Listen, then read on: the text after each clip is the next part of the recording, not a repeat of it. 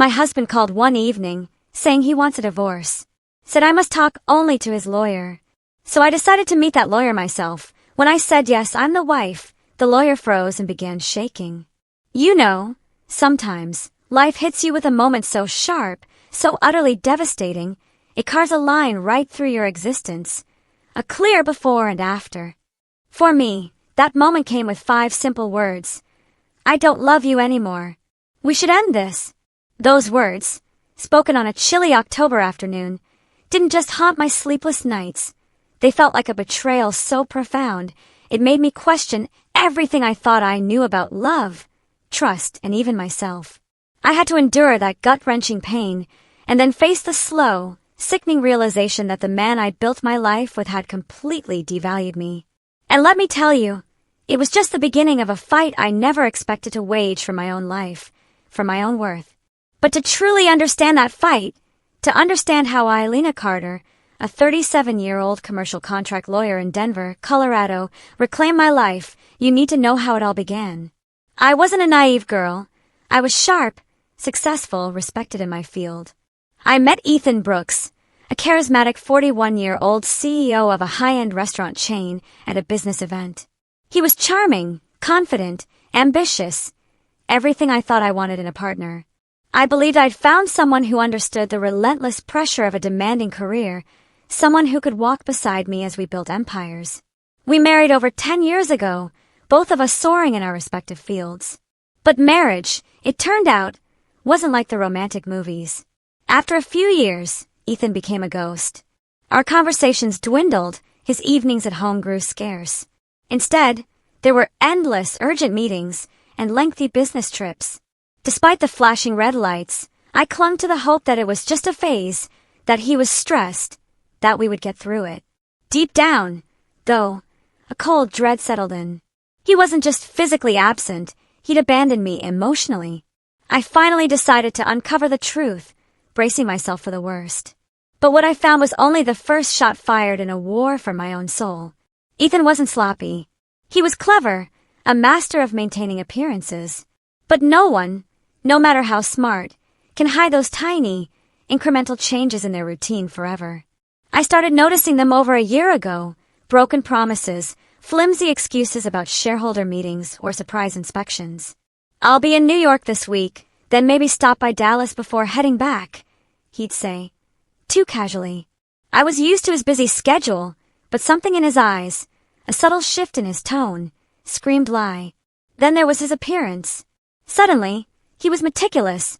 New cologne, designer suits, hitting the gym.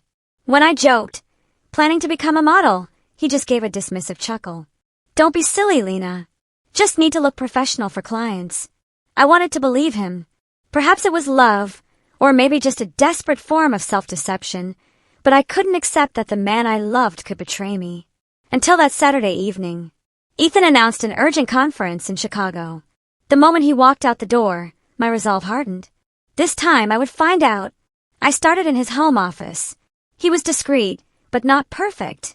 Tucked away in a locked drawer, I found an old laptop. It looked harmless, ancient almost. But when I powered it on and scrolled through the saved accounts, my breath hitched. A Facebook profile I'd never seen. A secret life. Then the photo. Ethan, beaming, with a young woman. The caption, "Every day feels brighter with my beautiful girl." My stomach twisted. She was beautiful, radiant, with golden hair like a magazine cover. The photos, the suggestive messages, they confirmed my darkest fear. Ethan was having an affair. I sat there, paralyzed, my hands shaking. All those business trips, all those urgent meetings, they were with her. Our entire marriage felt like a cruel, elaborate facade. That night, sleep was impossible. Anger and raw pain consumed me. I prided myself on seeing through deception in court, yet in my own life, I had been utterly blind. The next morning, the fog lifted, replaced by icy resolve. I wouldn't sit idly by in this web of lies. Ethan would face the truth, and he would learn that no one manipulates Lena Carter without consequences. Ethan walked in on Monday morning, as if nothing had happened. "Did you make me a cup of coffee?" he asked, loosening his tie, his voice light. To me, it was a performance. I clenched my fists, steadying myself. "We need to talk," I said, my voice cold, my eyes locked on his. He froze, surprise flashing in his eyes before irritation took over. "What's with the tension?" "I just got home." I pulled out my phone, opened the damning photo, and placed it before him. "Are you still going to pretend?" I asked, my voice trembling with suppressed rage. He stared at the screen, then let out a cold, humorless chuckle. "Oh, so you've done some digging?" His response hit me like a bucket of ice water. "That's all you have to say? This is how you explain your affair?" I asked, disbelief warring with fury. He shrugged, as if it were a minor inconvenience. "Listen, Lena, you're being too sensitive. There's nothing serious. You should focus on your job instead of always acting like a judge, trying to control me." A surge of white-hot fury erupted inside me. Control? Are you kidding? All those late nights, all those lies about business trips just so you could be with her? And now you want to blame me? He sighed, his expression a mix of weariness and utter contempt.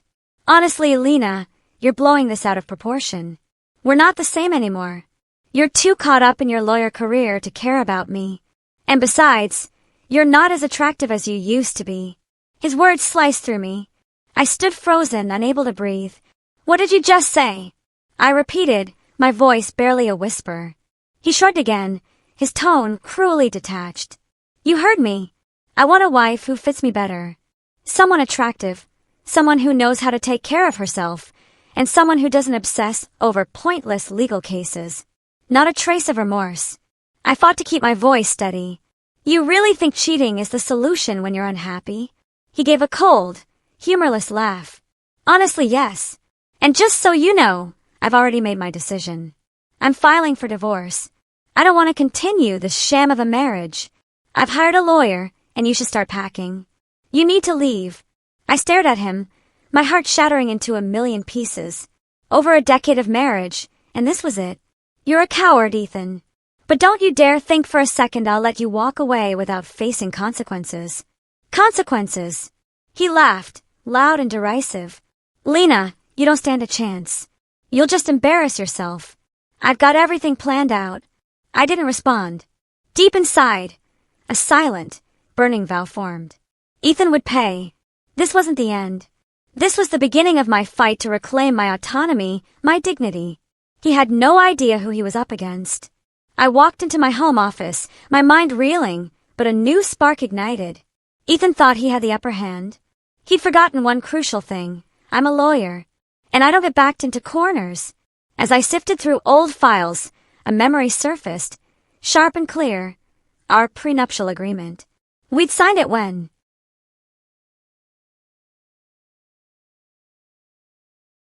Both our careers were taking off. A sensible contract to protect our interests. A particular clause flashed in my mind. If either party committed adultery, the other would be entitled to half of the business assets. I found the original, the words, asset division in the event of infidelity, staring back at me. A grim smile touched my lips through the anger. Ethan had been so arrogant, so convinced I wouldn't challenge him. He'd conveniently forgotten he'd agreed to this clause himself, with me overseeing the details. Over the next few days, I became a machine. Every message, every photo from his secret Facebook, hotel receipts, schedules for his fake business trips, meticulously saved, documented, printed. With each page, a strange calm settled over me. Ethan wouldn't escape this without consequences. Once I had my arsenal, I set up a meeting with Ryan Sullivan, Ethan's attorney. We met at a quiet cafe. Ryan, a well-known family lawyer, probably expected a routine discussion. He had no idea. "Miss Carter," Ryan began, smiling politely. Ethan informed me this would be an amicable discussion. I chuckled softly, my gaze unwavering. "Oh, he hasn't told you the real reason?" I pulled out the thick stack of documents and placed them on the table. "You might want to review these before proceeding with any plans for your client." Ryan frowned but opened the file. His expression shifted rapidly. His face paled as he scanned the undeniable evidence. Text messages, hotel receipts, photos. Any defense he might have considered shattered before his eyes. "Oh my God," he muttered, clearly shaken. "And that's not all. I said, my voice calm but razor sharp. According to the prenuptial agreement, I have the right to claim half of Ethan's business assets due to his infidelity. I am not going to back down, Mr. Sullivan. So, I suggest you reconsider representing your client. Ryan was speechless for a moment, then a heavy sigh. Ethan never mentioned this agreement. He told me you were just trying to cause trouble. Well, I said, a cold laugh escaping me, I think you now know who's really causing trouble. The meeting ended with Ryan promising to talk to Ethan. I knew what that meant. No lawyer wants to represent a dishonest client, especially against an opponent like me. Ethan had backed himself into a corner. And this, I knew, was just the beginning. In the days that followed, everything unfolded as I predicted. Ryan withdrew from the case, citing the overwhelming evidence and the prenup. Ethan was furious. My phone blew up with texts and calls, none of which I answered. Let's see who the real joke is now, I thought, feeling a mix of lingering hurt and fierce satisfaction. Ethan, ever arrogant, boasted he'd hire another top lawyer. But weeks passed, and I started hearing whispers from colleagues. No one wanted his case. Everyone in the legal community knew my reputation. They knew Ethan had made too many critical errors.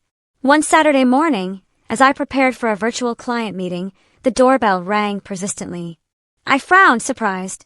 When I opened it, I found Ethan. He looked nothing like the polished man I'd married. Thinner, hair disheveled, his face gaunt with worry. "We need to talk, Lena," he said, his voice trembling. I crossed my arms, staring at him coldly. I thought we agreed to communicate through our lawyers. Couldn't find anyone willing to take your case. He lowered his head, clearly uncomfortable. "Lena, you have to understand, this isn't as simple as you think.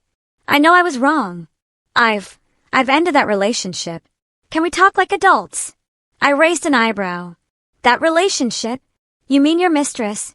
Interesting. Did she leave you when she found out you weren't rich anymore?" He was silent for a moment, then let out a heavy sigh. "She doesn't matter. What matters is us. We were happy once, weren't we? I know I made mistakes, but everyone makes mistakes, Lena. We can fix this." His words made me laugh, a bitter, hollow sound. "Ethan, do you really think I'm stupid enough to come back to you just because of a few apologies after everything you've done? Don't be ridiculous." He tried to stay composed, but I saw the desperation in his eyes. "Lena, I'm losing everything. If you take this to court, I'll be completely ruined. Just tell me what you want.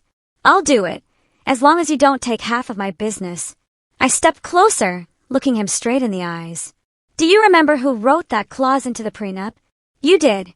And now you have to face the consequences. Don't come here begging. I gave you a chance to be honest long ago, but you chose to betray me. We're done." Ethan's face turned ashen. He continued to plead, but I felt nothing. "Get out, Ethan, and don't come back," I said firmly, slamming the door shut.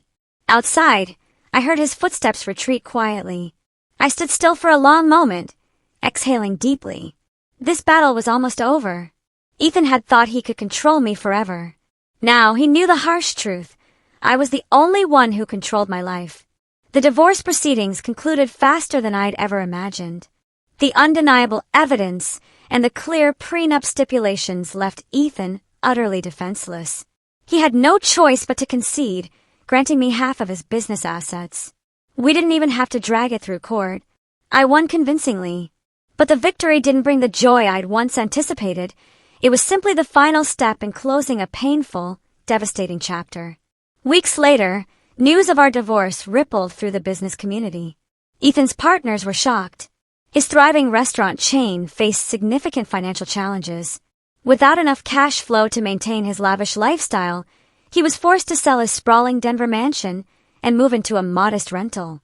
The woman he'd once praised as his true love, she vanished as soon as she learned he was no longer wealthy. Karma, it seemed, hit faster than anyone expected. While Ethan struggled, I focused on rebuilding.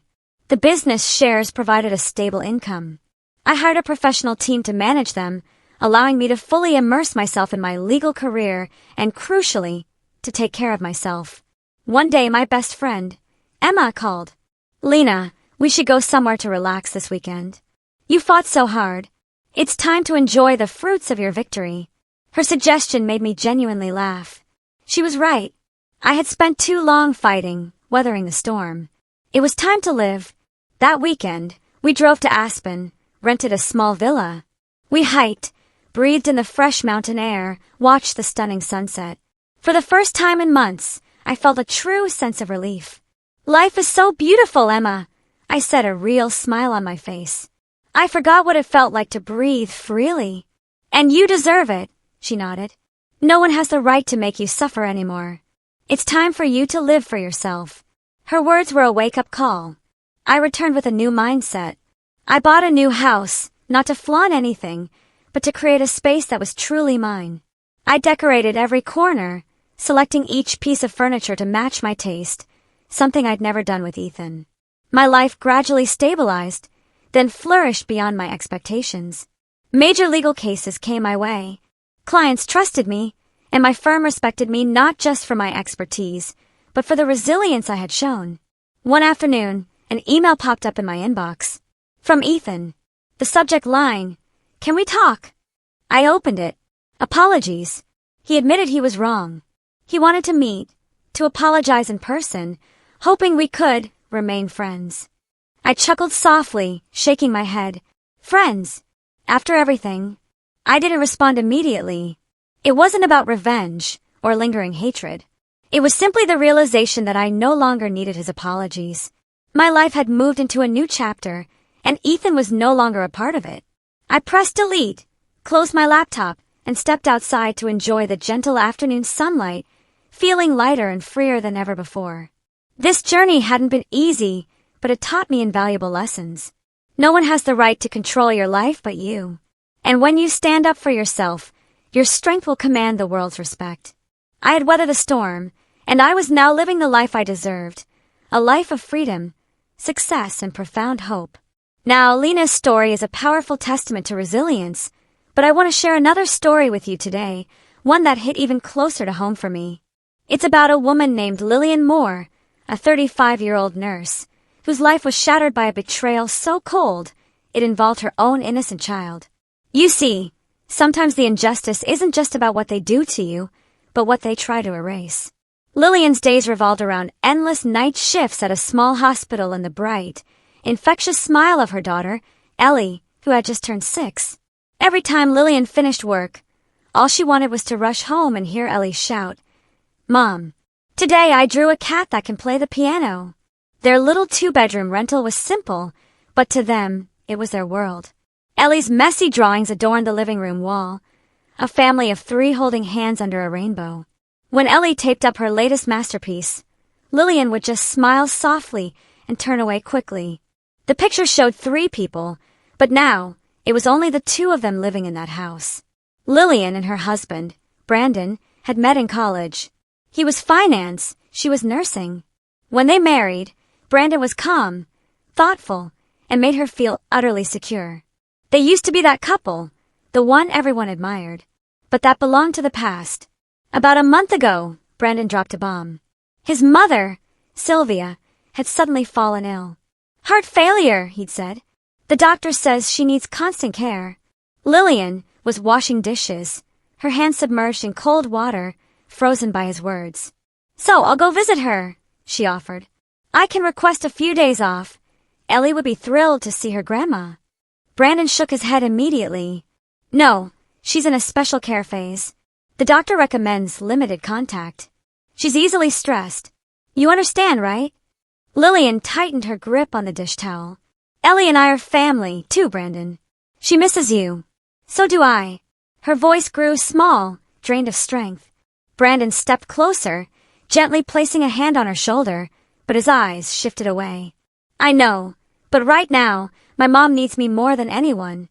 And just like that, he left, with a small bag, and a promise, just a few weeks. The first week, Brandon called every night. Short, awkward calls, but at least they happened. By the second week, messages started thinning out. By the third, all Lillian got were rushed texts. "Super busy. Mom's getting worse," or "Can't talk today. Sorry." Lillian started feeling a profound unease. Brandon had never been this distant. He stopped asking about Ellie's schoolwork, Stop sending silly photos. Every afternoon, Ellie would ask, "When is Daddy coming home, Mom?" All Lillian could do was offer a faint smile and lie, "Soon, sweetie, he's just taking care of Grandma." But even she wasn't sure she believed herself anymore. She tried to stay calm, picking up extra shifts, caring for Ellie, waiting for the man she once trusted completely. But every night, once Ellie was asleep, Lillian would sit quietly on the couch, staring at the phone that no longer lit up. She didn't want to assume the worst. She didn't want to doubt the man who promised he'd never abandon them. But the distance wasn't just physical. It was creeping into her chest, cold and silent, like the early winds of fall. She started to wonder, was Brandon hiding something from her? That feeling solidified in the fourth week. Ellie began waking up in the middle of the night, stumbling into Lillian's room, whispering, "Did Daddy forget us, Mom?" Lillian held her tight, trying to keep her voice gentle. "No, honey. He's just busy taking care of Grandma." But deep down, she knew that wasn't enough. She started noticing the small changes she'd ignored. Brandon used to be so thoughtful. He always called to say goodnight to Ellie. Now, Ellie relied on old voice recordings, bedtime messages Lillian had saved because her daughter loved hearing his voice. That Friday, changing after her shift, Lillian sighed, a heavy, involuntary sound. Gwen, an older coworker and longtime friend, looked over at her in the mirror. "Still thinking about Brandon?" she asked bluntly. Lillian nodded. "He's basically vanished. Ellie cries because she misses him, and I can't even get a call. And me. I don't even know what I'm believing anymore." Gwen patted her shoulder. "Lillian, if it's really just about caregiving, there are 100 ways he could manage it without disappearing like this. A devoted son doesn't need to cut off his wife and child to prove he cares." Lillian stayed silent. Gwen continued, "Have you thought about going there yourself? No call, no warning. Just show up and see." Lillian hesitated. The idea tightened something in her chest, but it also sparked something she hadn't felt in weeks, clarity. That night, while Ellie colored, Lillian sat at her laptop and quietly looked up Sylvia's address. Asheville, just under a 4-hour drive. She jotted it down, glancing at Ellie. Ellie looked up, wide-eyed. "Mom, are we going somewhere this weekend?" Lillian smiled. "Yes, we are. We're going to see Daddy, but it's a surprise." "Okay, don't tell him." Ellie squealed, then ran off to grab her newest drawing. "I'm going to give this to Daddy, so he won't forget us." The next morning, Lillian requested the weekend off. She stopped by a small watch shop, buying the watch Brandon had always wanted but never bought for himself, wrapping it carefully. Then, cinnamon cookies and jasmine tea, Sylvia's favorites. She tried to make it feel like a normal family visit, but deep down, she knew this wasn't just a visit. This was a trip for the truth. They left at 8 a.m. that Sunday. Ellie sat in the back, humming along to the radio, clutching her teddy bear. Lillian drove down the long highways, pine trees on either side beginning to turn color. About 30 minutes outside Asheville, she slowed down, listening to Ellie's stories from school, forcing smiles. Her mind kept circling back to Brandon, wondering where he really was and whether he was truly caring for his mother or hiding something far more sinister. Around midday, they turned into Sylvia's quiet neighborhood. White fences, manicured lawns, American flags on every porch. Lillian remembered the last time she was here. The yard was overgrown, the walkway barely visible. But now, everything was different. The lawn was neatly trimmed, bougainvillea bloomed brightly on the porch, and under a tree stood a child's bike, pink with purple ribbons. Clearly not Ellie's. Lillian parked a short distance away and cut the engine. Ellie's eyes sparkled. "There's Grandma's house. Mom, can we go in now?" Lillian gripped the steering wheel. "Give me a moment, Ellie. I just want to look around." She stepped out, pulling her coat tight. From a distance, she saw someone exit the house, a young woman with blonde hair carrying a trash bag. She glanced toward Lillian's car, then went back inside, shutting the door. A cold feeling ran down Lillian's spine. She returned to the car, smiling at Ellie. "We're going to surprise Daddy, sweetheart, but remember, it's a secret. We're not knocking yet." Ellie nodded eagerly, hugging her drawing tight. "I'm ready." Lillian wasn't sure if she was, but she knew one thing. She couldn't live in doubt any longer. The only way to know the truth was to open that door. Lillian walked with Ellie along the white wooden fence, her hand gently holding her daughter's small fingers. The Asheville sky was clear, the sunlight soft, the breeze cool. But inside Lillian, a storm was beginning to gather. They were just a few houses away when a middle-aged woman with a curly-haired dog crossed the street. She looked at Lillian, a flicker of surprise, then a warm smile. "Lillian, isn't it?" she asked, shortening the leash. "Oh my, it's been so long. And this must be Ellie."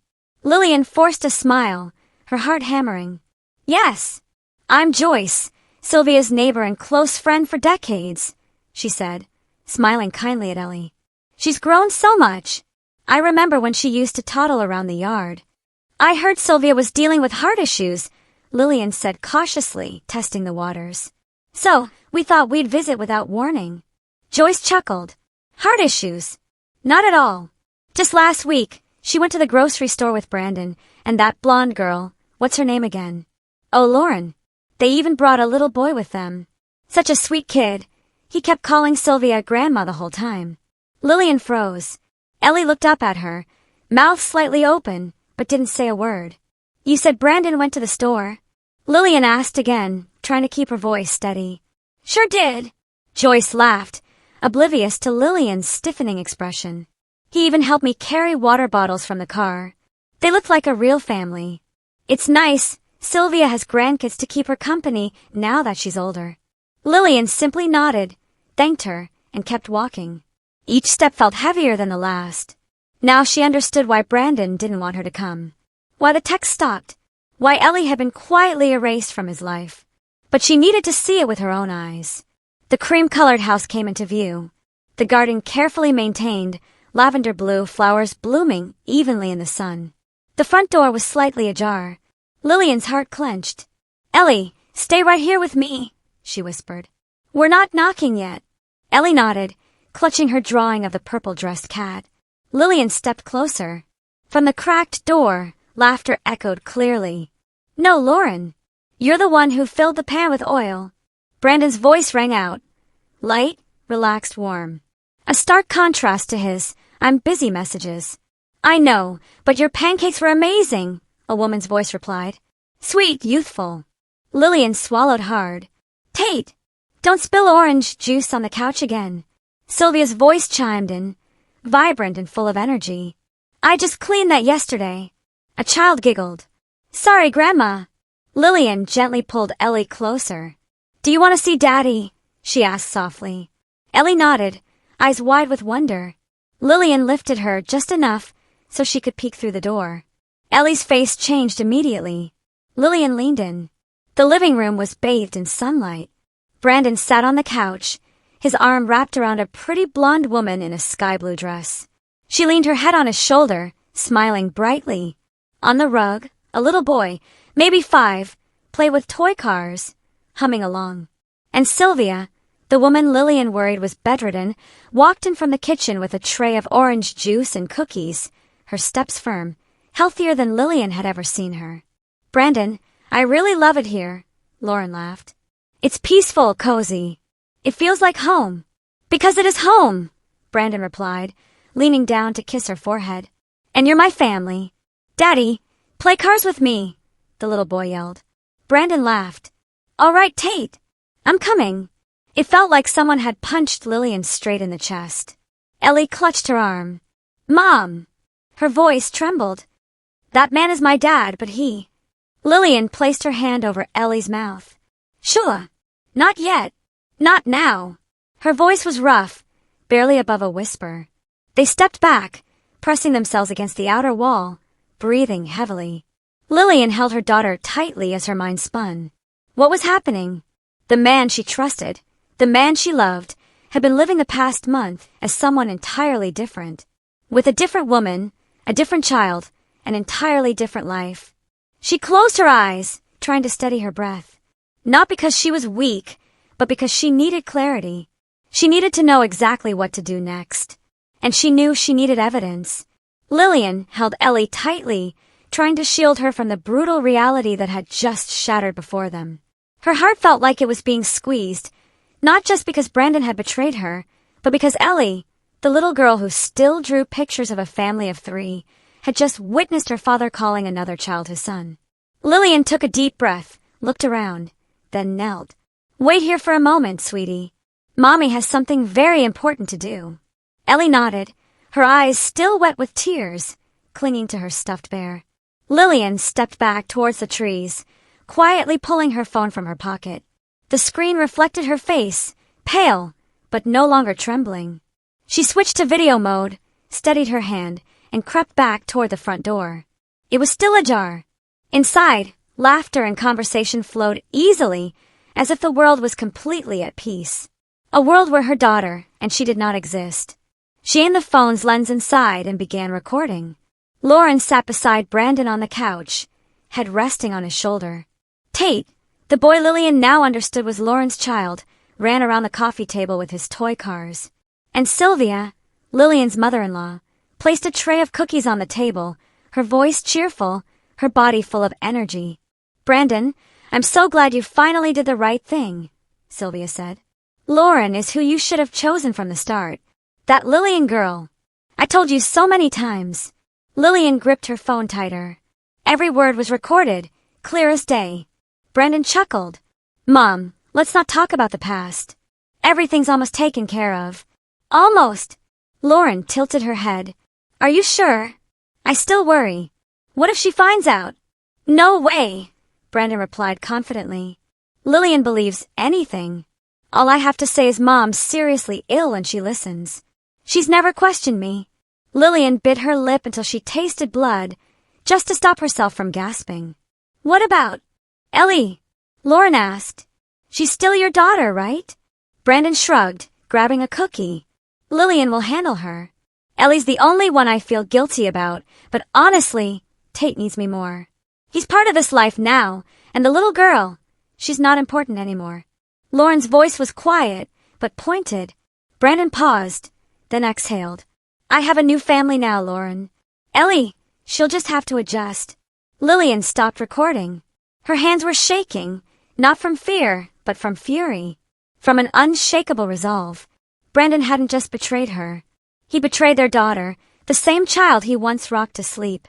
He discarded her like she was some leftover from a past life. She walked back to the bushes where Ellie sat, curled up, her eyes filled with sorrow. Between soft sobs, Ellie asked, "Mom, why did Daddy call that boy his son? What about me?" Lillian knelt and hugged her tightly. "Daddy did something wrong, Ellie, but you didn't. You are the most precious thing in my life." She wiped away her daughter's tears. "From now on, you don't have to try to understand grown-up problems, okay?" Ellie nodded faintly, and Lillian carried her back to the car. In her mind, a plan was forming. Not for revenge, but for justice. She had the video. She had the evidence. And she wasn't going to let Brandon erase their existence with a few easy lies. Lillian started the car but didn't drive away immediately. She opened her phone and went to her contacts.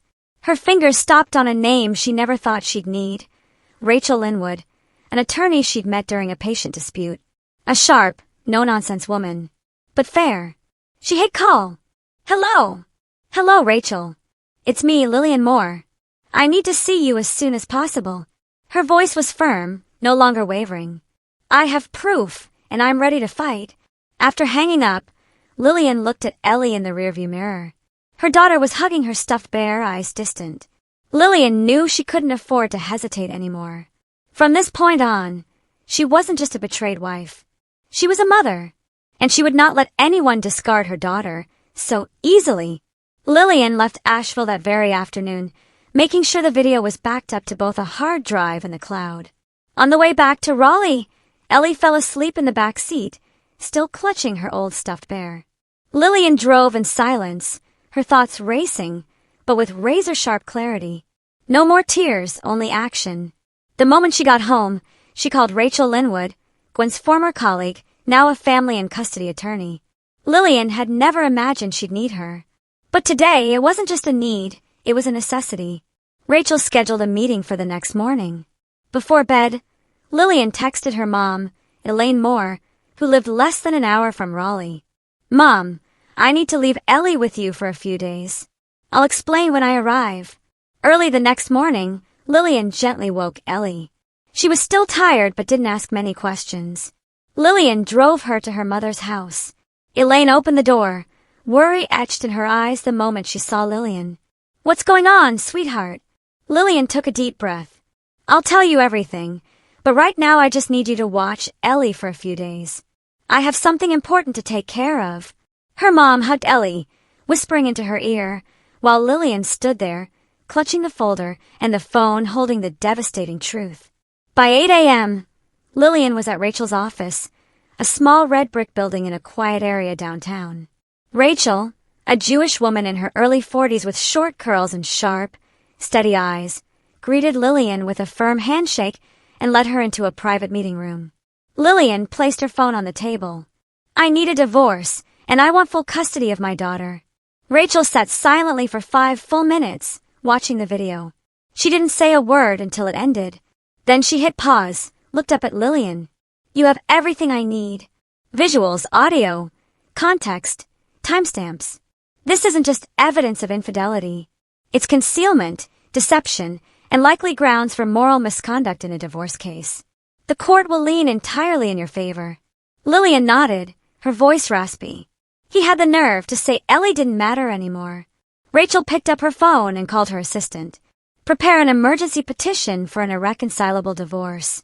File a request for temporary sole custody with video evidence attached. We'll also request a no-contact order if needed." Lillian looked at her and knew she had chosen the right person. Before Lillian left, Rachel gave one last instruction.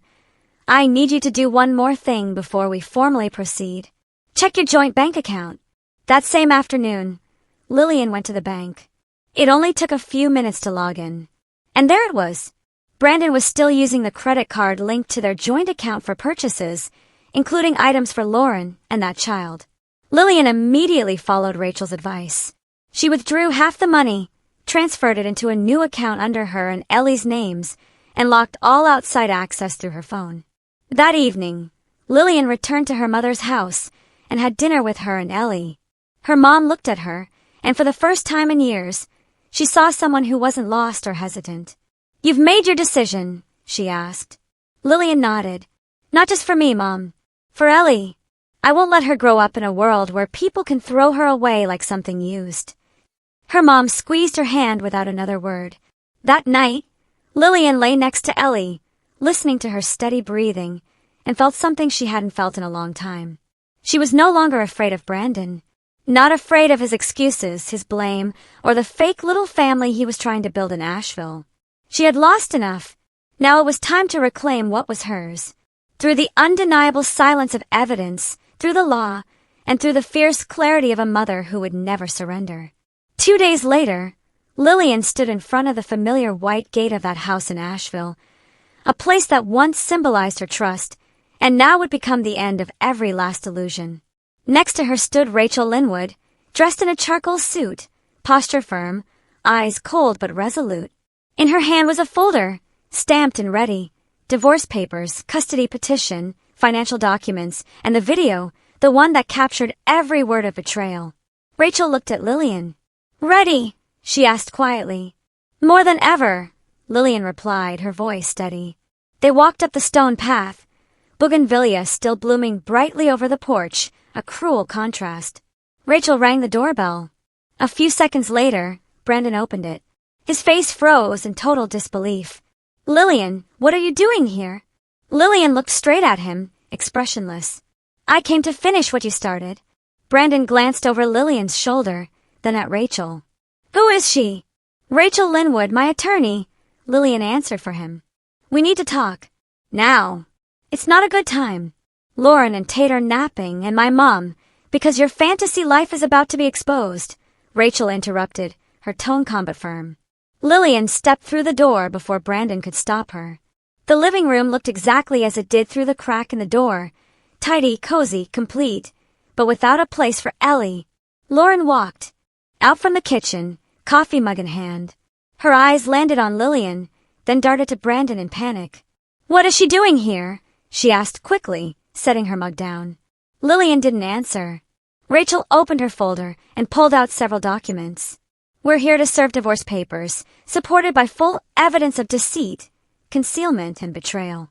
This is a copy of the custody petition for full parental rights. And this, she placed a USB drive on the table, is the recorded footage of exactly what took place in this house 3 days ago. Brandon's face turned pale. At that moment, Sylvia appeared in the hallway, still holding her phone. What's going on? Why are you here, Lillian? Lillian turned to her, the woman who used to call her a good daughter-in-law, who had stood by while her family fell apart without saying a word. You seem well, Lillian said coldly. Not exactly what one would expect from someone supposedly too sick to receive visitors. Sylvia froze, then hissed, I don't owe you an explanation. No, Lillian replied, because everything's already been recorded. Lauren turned to Brandon, her voice rising. You told me she didn't know anything. You said it was final. You said I was your family now. Lauren, now is not the time. Brandon tried to keep his voice low. Now is exactly the time. She just dropped a bomb in the middle of your house, Brandon. Lauren shouted, then looked at Lillian, her voice filled with venom. You think you can steal him with a stack of paperwork? Lillian looked her straight in the eyes. No, I don't need a man who betrays his own child. I came here to protect my daughter, the same daughter he claimed no longer matters. Brandon flinched. Lillian, I didn't mean it that way. Rachel calmly unlocked her phone and played the recording. Brandon's voice rang out loud and clear from the speaker. Tate needs me more. I have a new family now, Lauren. Ellie, she'll just have to adjust. The entire room went silent. Brandon took a step back, speechless. Lillian took a deep breath. I didn't come here to beg. I came to say, Ellie and we don't need you anymore. Sylvia suddenly shouted, Get out of my house. Rachel turned to her and gave a cold smile. Legally, this house is not solely yours until division of assets is finalized, and according to the bank records, your son is still using shared marital funds for questionable personal expenses. The court will be very interested in that. Brandon collapsed into a chair, burying his face in his hands. Lauren stormed upstairs, slamming the door, so hard the picture frames on the wall shook. Lillian didn't need to say anything more. She simply turned and walked out of that house, her steps steadier than ever before. The sky over Asheville was gray, but inside her, a beam of light was beginning to shine. She had stood up, and she would not look back. 3 months later, on a bright April morning, Lillian stood in her new apartment in the heart of Raleigh, looking out the large window at the park below. A soft breeze rustled the lush green trees, and birds chirped. Ellie was running around the living room, still faintly smelling of fresh paint, holding a handmade paper flower crown, preparing for her 7.5 birthday party. I can't wait until the afternoon, Mom. Ellie shouted, hair flying, cheeks flushed with excitement. A quiet joy rose inside Lillian as she adjusted a small board hanging near the kitchen with hand-lettered words. Happy birthday, Ellie. This 2-bedroom apartment wasn't enormous, but it was cozy, full of light, and most importantly, it was theirs. The lease had her name on it, and she'd cleaned and decorated every corner herself. The divorce had been processed quickly, thanks to the undeniable evidence. Rachel had done an excellent job. Lillian was awarded half of the shared assets, full custody of Ellie, and retained insurance benefits for both of them. Soon after, she also received official notice from the hospital. She'd been promoted to lead shift coordinator in the emergency department, a professional step she'd once believed she'd never reach while living in the shadow of a successful husband. Her mom, Elaine, moved in with them during the early months of transition. Though always strict, she quietly helped clean, cooked meals, and read to Ellie every night, as if making up for all the missed bedtime calls that never came. And Gwen, her co-worker who'd first suspected Brandon, had become more like family. She brought dinner every weekend, and sometimes her 2 grandchildren to play with Ellie. The laughter of children made this apartment feel more alive than it had in years. Lillian didn't talk much about Brandon, but Ellie, surprisingly, seemed to understand boundaries. Occasionally, she'd ask in a soft voice, Is Daddy doing okay, Mom? Lillian would respond with all the calm she could muster. I don't know, sweetheart, but I do know you're growing up wonderfully. Their new life wasn't perfect, but it was real. No more empty promises. No more cold dinners with a chair left waiting she once believed was only temporarily unfilled. That afternoon, they hosted a small birthday party for Ellie in the apartment's backyard. There was no tiered cake or silk table runners like the parties Brandon used to stage. But there was a cake made by Gwen, mint green balloons, and bursts of laughter from the neighborhood kids. Ellie, wearing the light blue dress Lillian bought from a local craft shop, ran to her as soon as the birthday song ended. "This is the best birthday ever, Mom." Lillian hugged her tight. "Because you deserve every bit of happiness, Ellie."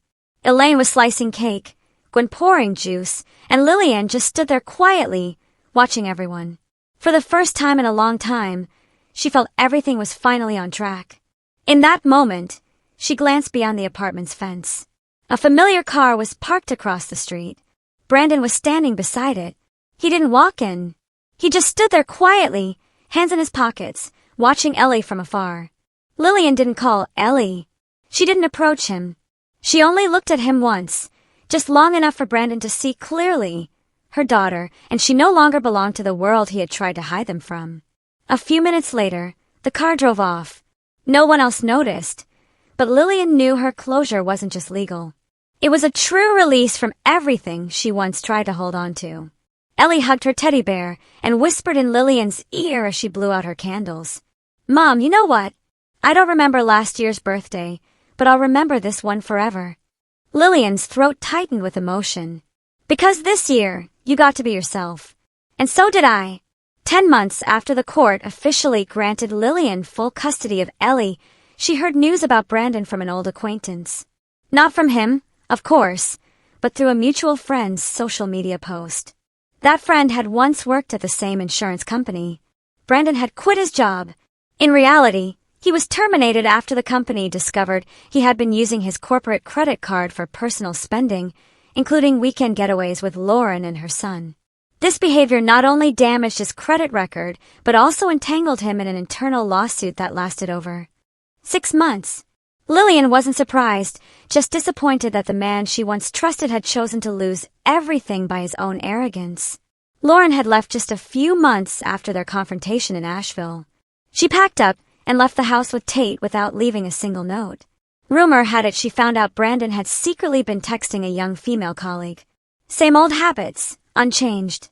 Lauren even called Lillian one afternoon to clarify a few things, as she put it. The call lasted under 3 minutes, but when they hung up, both she and Lillian understood the only one who had truly lost everything was Brandon. And Sylvia? She suffered a stroke during winter and was admitted to a long-term care facility in southern Charlotte. Brandon couldn't afford her medical bills on his own, and her insurance was terminated after he lost his job. That burden now sat solely on the shoulders of a man with no family beside him, no stable income, and almost no one left who cared to listen. Lillian wasn't happy to hear it, but she no longer felt guilt either. Every choice comes with a price, and Brandon made the wrong one. Not just once.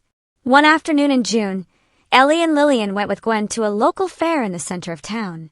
Lillian was crouched down, helping Ellie choose a beaded bracelet, when she felt a gaze from across the square.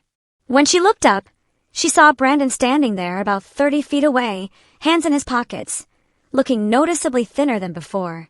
He didn't come closer, just stood there, silent, still. Ellie didn't notice him. She was too focused on picking out a pink kite. Lillian didn't call her over either. She just looked at Brandon, and in that brief moment, there was no hatred, just the long silence of something that had already ended. Brandon looked at his daughter, his face unable to hide the pain. Lillian knew that look. It wasn't the look of a wounded man. It was the look of someone who knew he had lost the most precious thing he'd ever had. Lillian didn't walk toward him, and she didn't walk away immediately either. She simply gave Gwen's hand a light squeeze, and together they left the fair, leaving behind a man standing alone in the crowd, unnoticed by everyone else. That evening, while Ellie sat at the dining table coloring, she looked up and asked, "Mom, can we go to the park tomorrow?" Lillian gave her a soft nod. "Of course, but we're stopping by the new bakery first. They have those cinnamon rolls you love." Ellie nodded, eyes lighting up. "Then don't forget the orange juice, okay?" Lillian walked over, hugged her, and kissed her on the forehead. "If you wanted the whole world, I'd bring it." They didn't need anyone else. Not a forced family, not late apologies. Because together, they had created something true. And that was enough. Both Lena and Lillian's stories are powerful reminders that betrayal can shatter your world, but it doesn't have to define your future. They faced profound injustice and heartbreak, yet chose to fight, to reclaim their dignity, and to rebuild lives that were truly their own. Their journeys teach us that even in the darkest moments, we have the strength to stand up, to protect what we love, and to find true freedom. What do you think about Lena and Lillian's choices and the paths they took? Have you ever faced a moment where you had to fight for your own worth? I'd really love to hear your thoughts in the comments below.